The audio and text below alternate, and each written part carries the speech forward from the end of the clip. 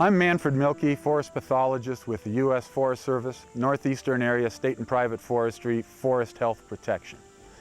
Plants, animals, insects, and microbes have been moved around the world by people throughout history. Some of those introductions have caused drastic changes to natural ecosystems.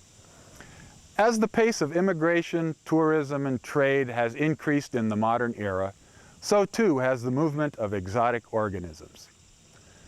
A previously unknown water mold, Phytophthora ramorum, was identified causing widespread mortality of oaks along the central California coast in the year 2000. This discovery alarmed resource professionals and the public throughout the rest of the country. Oaks are among the most valuable urban, ornamental, and forest trees. They are extremely valuable timber trees, and their acorns are critical for wildlife. The further discovery that Phytophthora ramorum causes disease in dozens of other important trees, shrubs, and herbs means that virtually no community or ecosystem would not be adversely affected if Phytophthora ramorum were to be introduced there. Now let's take a look at one such affected community. Sudden oak death is something that's going after a lot of our food sources, a lot of our sacred plants. And of course there's the tan oak that seems to be killing faster than any other tree. And the tan oak for us is a major food source as well as a sacred tree for us. We have ceremony for the acorns that come from those tan oak every year.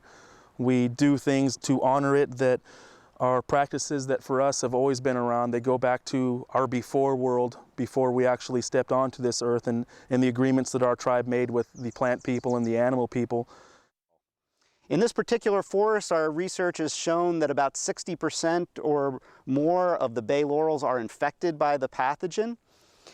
Approximately 30 to 40% of the tan oaks are infected, and in some portions we see mortality up to 30% of the tan oak. So when we look at the landscape here at Jack London State Park, almost 1/3 of all the tan oaks have been killed over the last 10 years by this disease. Phytophthora ramorum has had a huge impact on the Oregon nursery industry. In the few nurseries where it was detected, this resulted in the destruction of millions of dollars worth of nursery stock. And in other nurseries which were awaiting the test results, this sometimes resulted in shipping delays of weeks or even months. 60% out of 20 people came up positive. That is, they had living Phytophthora ramorum that was culturable on the soles of their shoes. In later samplings, as many as 20 out of 20 people had this organism alive on their shoes. We've always seen changes occur in the local vegetation communities around here, but this is happening really dramatically. In the last 5 years, we've just seen 90% of our mature tan oaks just die off. Here's your ground zero photo right here, man. I mean, you can see the roots in some of them.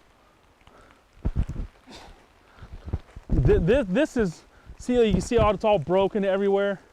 This right here is what our tribal members are scared of, that at some point, if we don't do something about it, you know, our whole territories are going to look like this. Even on the reservation, we have so many tan oaks, but I mean, this is excessive. This is dramatic.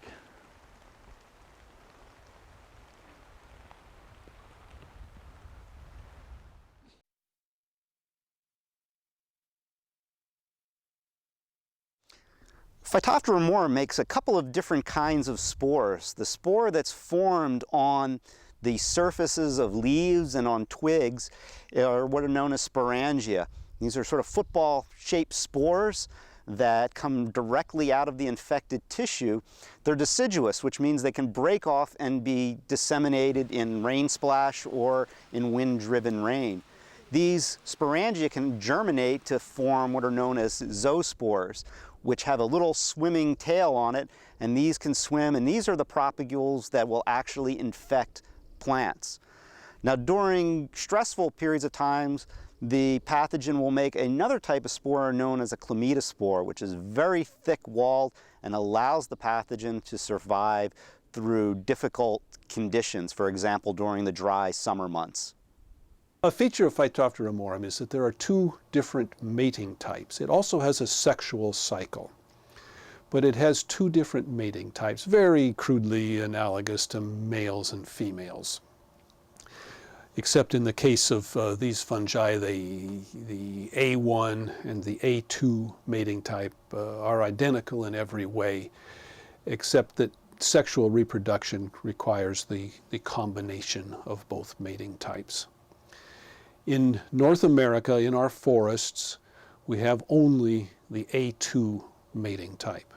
In Europe, they have only the A1 mating type.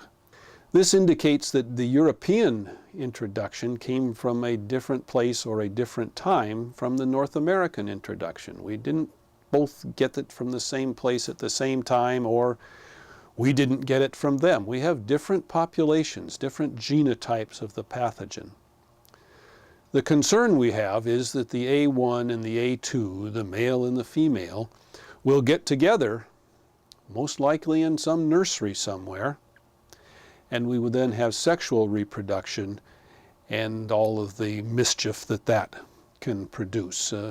More specifically, the genetic recombination, production of new genotypes, new combinations, perhaps new pathogenic potentials. We've not seen this yet, but the potential is certainly present in our nurseries, where in the nurseries in Oregon and Washington, we have found both A1 and A2 mating types present, indicating introduction both from that A1 population as well as from an A2 population on nursery stock. One of the latest findings in our work has been actually achieved using information generated by the Department of Energy sequencing of the entire genome of this organism.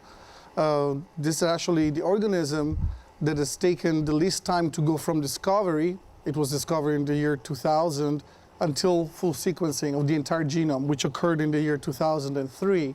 And using this information, we were able to detect very sensitive genetic markers that allow us to understand a little bit about the structure of the pathogen, the amount of genetic diversity that there is in the pathogen. And using these tools, we were able to identify three very distinct groups within the pathogen. One group was identified mostly from European nurseries. One group was identified mostly from the wild in the US and also in nurseries in the US. And then surprisingly, we found a third group that had never been described before. And this group was linked mostly to nurseries in Washington State, hence at this time we call it the Washington group. The importance of this finding is that each group has the potential to affect our native plants in a different way.